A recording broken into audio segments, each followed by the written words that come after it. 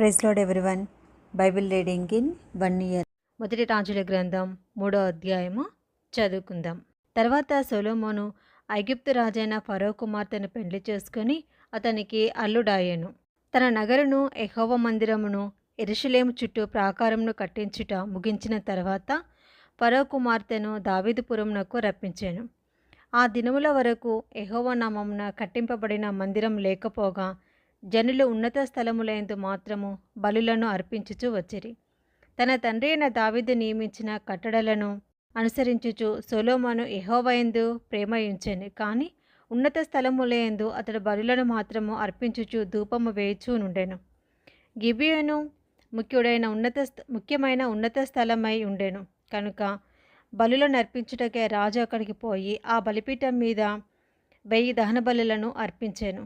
గిబియోనులో యెహోవా రాత్రివేళ స్వప్నమందు సొలొమోనునకు ప్రత్యక్షమై, నేను నీకు దేనినిచ్చుట నీకిష్టమో దాన్ని అడుగుమని దేవుడు అతనితో సెలవీయగా, సొలొమోను ఇలాగు మనవి చేసెను.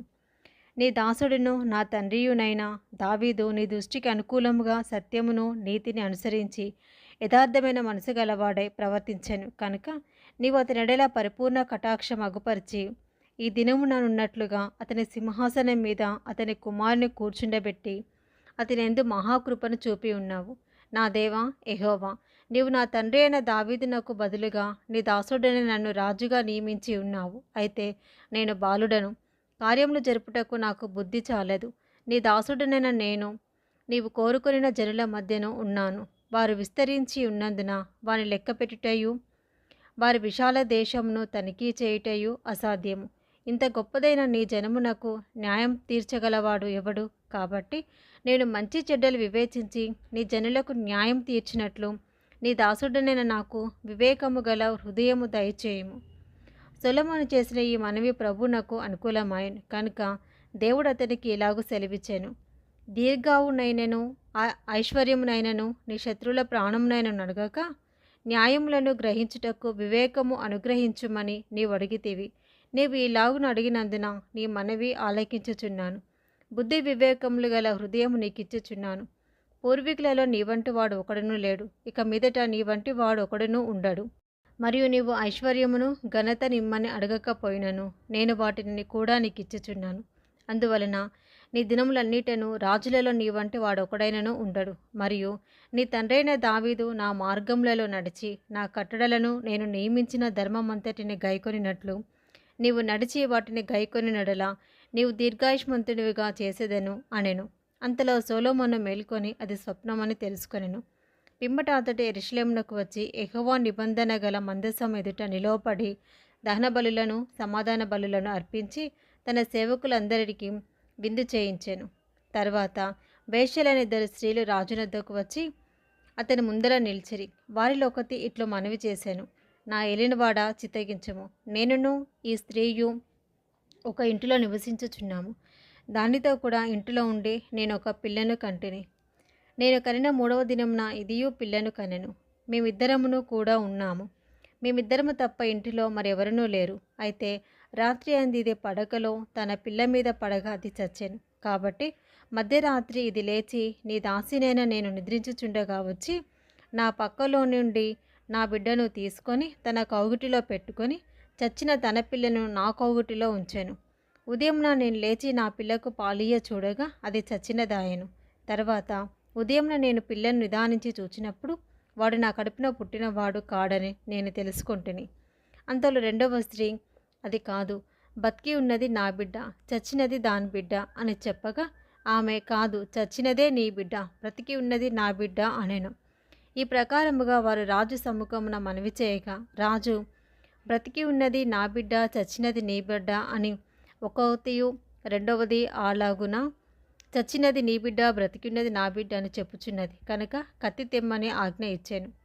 వారు ఒక కత్తి రాజు సన్నిధికి తేగా రాజు 2 భాగములుగా బ్రతికి ఉండి బిడ్డని చేసి సగము దీనికిని సగము దానికిని చెరిసగము ఇయ్యవలసినదని ఆజ్ఞ ఇచ్చాను. అంతటా బ్రతికి ఉన్న బిడ్డ యొక్క తల్లి తన బిడ్డ విషయమే పేగులు తరుగుకొని పోయినదై రాజునొద్ద, నా ఏలినవాడ, బిడ్డను ఎంత మాత్రంను చంపక దానికే ఇప్పించమని మనవి చేయగా ఆ 2వ స్త్రీ, అది నాదైనను దానిదైనను కాకుండా చెరిసగం చేయమనెను. అందుకు రాజు, బ్రతికి ఉన్న బిడ్డను ఎంతమాత్రంను చంపక మొదటి దానికి ఇయుడి, దాని తల్లి అదే అని తీర్పు తీర్చెను. అంతటా ఇశ్రాయేలు అందరూ రాజు తీర్చిన తీర్పును గూర్చి విని న్యాయము విచారించుటయందు రాజు దైవజ్ఞానము నొందినవాడని గ్రహించి అతనికి భయపడిరి. మొదటి రాజుల గ్రంథం 4వ అధ్యాయము. రాజైన సొలొమోను ఇశ్రాయేలందరి మీద రాజు అయ్యెను. అతని యుద్ధనున్న అధిపతులు ఎవరెవరనగా సాదోకు కుమారుడైన అజర్యా యాజకుడు, షీషా కుమారులైన ఎలీహోరేపును అహిమయును ప్రధానమంత్రులు, అహీలూదు కుమారుడైన యెహోషాపాతు లేఖికుడై ఉండెను. యెహోయాదా కుమారుడైన బెనాయా సైన్యాధిపతి, సాదోకును అబ్యాతారును యాజకులు, నాతాను కుమారుడైన అజర్యా అధికారుల మీద ఉండెను. నాతాను కుమారుడైన జాబూదు రాజు సముఖంలోని మిత్రుడును మంత్రియునై ఉండెను. అషీషారు గృహ నిర్వాహకుడు, అబ్దా కుమారుడైన అదోనీరాము వెట్టి పని విషయంలో అధికారి. ఇశ్రాయేలందరి మీద సొలొమోను 12 అధికారులను నియమించెను. వీరు రాజునకును అతని ఇంటివారికిని ఆహారం సంగ్రహం చేయువారు. సంవత్సరమందు ఒక్కొక్క నెలకు వారిలో ఒక్కొక్కడు ఆహారంను సంగ్రహం చేయుచుండెను. వారి పేర్లు ఇవే: ఎఫ్రాయిము మన్యమందు హూరు కుమారుడు, మాకసులోను, షయల్బీలోను, బెత్షెమెషులోను, ఎలోన్బేదానులోను దేకెరు కుమారుడు, అరుబ్బోతులో హేసెదు కుమారుడు. వీనికి షోకో దేశమును హేపెరు దేశమంతయు నియమింపబడెను. మరియు అమినాదాబు కుమారునికి దోరు మన్యదేశమంతయు నియమింపబడెను. సొలొమోను కుమార్తె అయిన టాపాతు ఇతని భార్య. మరియు అహీలూదు కుమారుడైన బయానాకు తానాకును మెగిద్దోయును బెర్షేయాను ప్రదేశమంతయును నియమింపబడెను. ఇది యెజ్రెయేలు దగ్గరనున్న సారెతా నుండి బెత్షెయాను మొదలుకొని అబెల్హోలా వరకును యొక్మెయాము అవతలి స్థలము వరకును వ్యాపించుచున్నది. గేబెరు కుమారుడు రామోత్గిలాదు నందు కాపురముండెను. వీనికి గిలాదులో నుండిన మనష్షేకు కుమారుడైన యాయేరు గ్రామములను, బాషాలోనున్న అరుగోబు దేశమును నియమింపబడెను. అది ప్రాకారములను, ఇత్తడి అడ్డగడలను, 60 గొప్ప పట్టణములు గల ప్రదేశము. ఇద్దో కుమారుడైన అహినాదాబు మహానయంలో ఉండెను. నఫ్తాలీము దేశమందు అహిమయసు ఉండెను. వీడు సొలొమోను కుమార్తె అయిన బాషెమతును వివాహమును చేసుకొనెను. ఆషేరులోను ఆలోతులోను హూషై కుమారుడైన బయానా ఉండెను. ఇశ్శాఖారు దేశమందు పరుయాహు కుమారుడైన యెహోషాపాతు ఉండెను. బెన్యామీను దేశమందు ఏలా కుమారుడైన షిమీ ఉండెను. గిలాదు దేశమందును అమోరీలకు రాజైన సీహోను దేశమందును బాషాను రాజైన ఓగు దేశమందును ఊరి కుమారుడైన గేబెరు ఉండెను. అతడు ఒక్కడే ఆ దేశమందు అధికారి. అయితే యూదా వారును ఇశ్రాయేలు వారును సముద్రపు దరినున్న ఇసుక రేణువులంతా విస్తార సమూహమై తినుచూ త్రాగుచూ సంభ్రమపడుచూ నుండిరి. నది యూఫ్రటీసు మొదలుకొని ఐగుప్తు సరిహద్దు వరకు ఈ మధ్యనున్న రాజ్యములన్నిటి మీదను ఫిలిస్తీన్ల దేశమంతటి మీదను సొలొమోను ప్రభుత్వము చేసెను. ఆ జనులు పన్ను చెల్లించుచు సొలొమోను బ్రతికిన దినములన్నీయు అతనికి సేవ చేయుచూ వచ్చిరి. ఒక్కొక్క దినమునకు సొలొమోను భోజనపు సామాగ్రి ఎంత అనగా 600 తూముల సన్నపు గోధుమ పిండియు, 1200 తూముల ముతకపిండియు, కొవ్విన ఎడ్లు 10, విడి ఎడ్లు 20, 100 గొర్రెలను, ఇవియు కాక ఎర్రదుప్పులు, దుప్పులు, జింకలు, కొవ్విన బాతులను తేబడెను.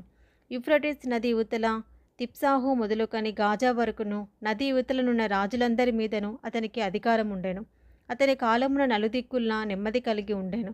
సొలొమోను దినములన్నిటను ఇశ్రాయేలు వారేమి, యూదా వారేమి, దాను మొదలుకొని బెయేర్షెబ వరకును తమ తమ ద్రాక్ష చెట్ల క్రిందను అంజూరపు చెట్ల క్రిందను నిర్భయంగా నివసించుచుండిరి. సొలొమోను రథములకు 40,000 గుర్రపు శాలలను, రౌతులకు 12,000 గుర్రములను ఉండెను.